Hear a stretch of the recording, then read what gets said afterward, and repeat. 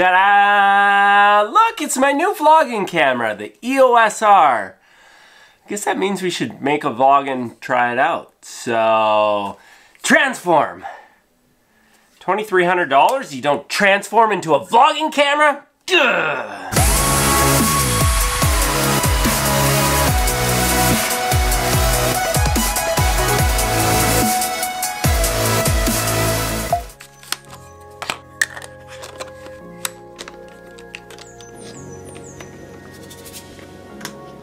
Holy moly, that's a vlogging rig. Yeah, let's go try this bad boy out. All right, first morning light here, sun's kind of coming up. In fact, look guys, the moon. Take selfie screen. We'll go for a walk, see if we can catch a sunrise and, I don't know, test out the camera. We're only at ISO 2000. This is 16-35 f4 IS. So I picked it over the 2.8. I wish there was a 2.8 IS. Well, Tamron makes one, but it is so flippin' heavy. Twice the weight of either of the Canon lenses. Beautiful, but my arm's already like, you need to adjust a new vlogging camera. Yes, you do.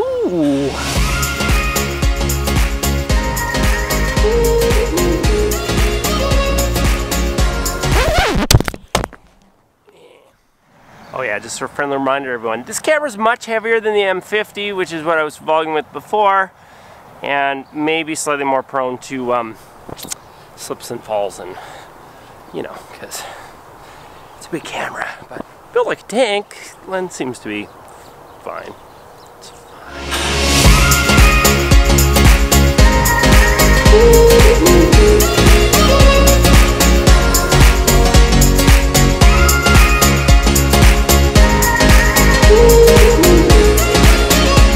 To be honest, I am not used to having anything remotely cinematic with an ultra wide angle lens. The Canon M50 is a 1.6 crop, and then that lens is f4 to 5.6, and so you're just not like getting those nice blurry backgrounds, but it's nice going back to full frame. For situations like that, it's nice to flip it into C-Log, where the camera actually doesn't show you that super flat C-Log. It shows you kind of what it's going to look like in the end, but lets you do a lot more with it in post.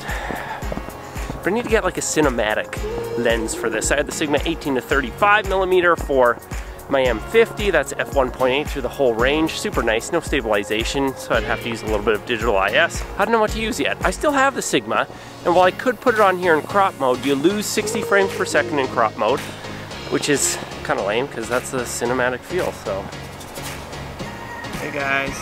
What's up? Beautiful morning. Sun's about to come up. Hope you're having a great day. Okay, bye. See you. Whoop.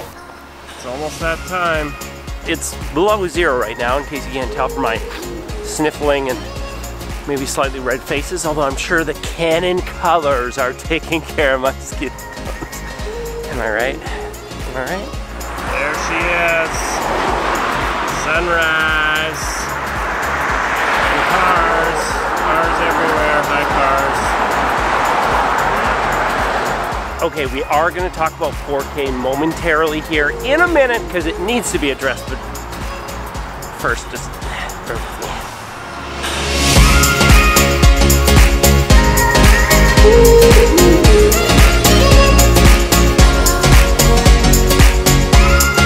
Dynamic range test. How we doing? I threw it in C-Log for this one. But it's in ISO L, which actually goes all the way down to 100. I don't know, it's probably digital, but cool. And I don't even have the variable ND on or anything, it's just straight out of camera.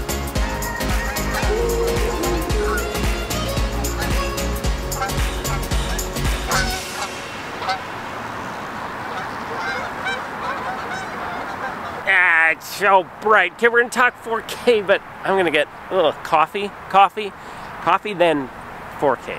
Coffee 4K. Oh wait, hold up. I didn't do a whip transition. What kind of vlog does have whip transition? Whoa, almost had to hand in my vlogger card and that would have been not good. Not good. Coffee.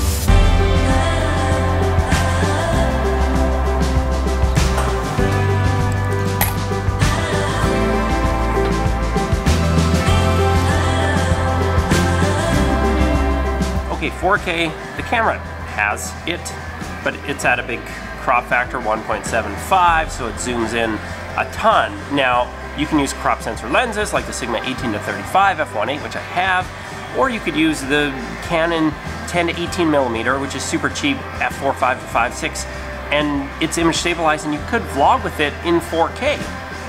The only thing is that the rolling shutter, the lines get like super wobbly and you get that like jello-y effect, and the image stabilization might take something out of it, and then your low light would not be nearly as good because you're on a much smaller sensor. So I don't know why you would do it. At least on this camera you get the great dual pixel autofocus, and for me that's a benefit to having 4K is not for vlogging, it's for all the sit down textile videos that I do, where I can shoot in 4K, I can have the dual pixel autofocus, I'll back it up, I'll put my Sigma 18 to 35 millimeter on it, and it'll work great for that. It'll be good for that. But it's very much, I would say, a one-trick pony, where the 4K can be nice is in that 4K time lapses that I was doing earlier, is those look awesome. And I've been seeing lots of reviews where the Canon 4K is super duper sharp.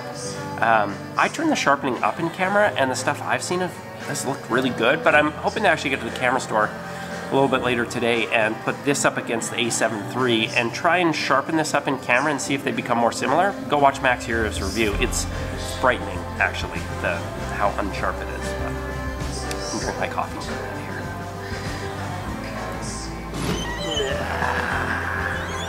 How about the fact that this camera finally has aperture and shutter priority mode, so you can actually walk from inside to outside and the camera should be able to figure it out with extreme changes if you don't have variable ND, and I didn't have to touch anything. But again, the problem with those modes is it doesn't always get the exposure quite right when the background is, you know, too bright or too dark, or your face isn't as well lit, but it's handy. Thank you, EOS R, because the M50 did not have that, and I really wanted that.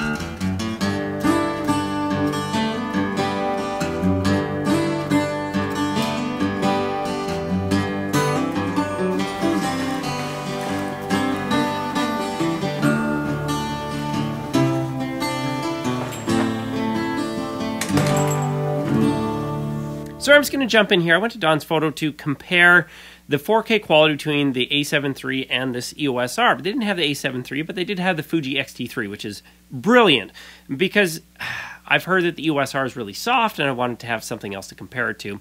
Long story short, I made another video about that and how you can kind of fix it by sharpening it. But part of me actually regrets making the video because I've seen some great ones from Armando Ferreira, Potato Jet, and they're showing that the EOS R quality it's really not a problem, but I think you do need to have it set up right. So if you're interested in how you can sharpen up the quality of your EOS R, there's another video that I've probably thrown in the description or somewhere up here. You can check that out, but I'm not going to include that in this video. And in fact, I'm just going to fast forward to much later in the day, do a low light test. Yeah, right. So now this is going to be the extremely wild low light test. In fact, it's actually Halloween, and you guys ever tried this? What do you think are the chances that that's all gone soon? Here's what I want to know. One, my biggest issue with the M50 was its low light performance, which was not good. You get over ISO 2500 and it would just kind of fall apart. What are we at right now? ISO 20,000. So, you know, it's probably going to be some grain and some noise, but the other one will get super soft and mushy and the colors look terrible. And anyway, I'll do a quick little Halloween trip here as the sun goes completely away and see if it still is usable, and also how well does it focus? Like, we're at ISO 20,000. It's still focusing even though it's so dark. Hey, I see my family. Of course, the microphone then crapped out at the end of this vlog because it was my backup one and I knew it was sketchy. Anyway, it was done. But here you could see that the low light's okay. It's definitely better than the M50 was. It's not as good as, you know, some of the new Sonys out there, but what's interesting is I remember I saw this video from Armando where he was talking about how putting it in C-Log in the dark, he was fine up to like ISO 10,000. So then I flipped it over to C-Log, and what do you know? I think this is at ISO 6400, but the image looks much, much better, which is a fairly easy option to be able to do when it gets dark. So obviously those are insane conditions to do that in, but you know, overall, I don't know, I'll have to review the footage. So, I mean, that's a fairly short vlog. It actually ended up getting filmed over a couple of days because I got busy doing other things. But you know, I've had a little bit of time with the EOS R, and I'm excited in 6 months from now to, you know, review it again. And I've got some big projects coming up where I really get to use it. But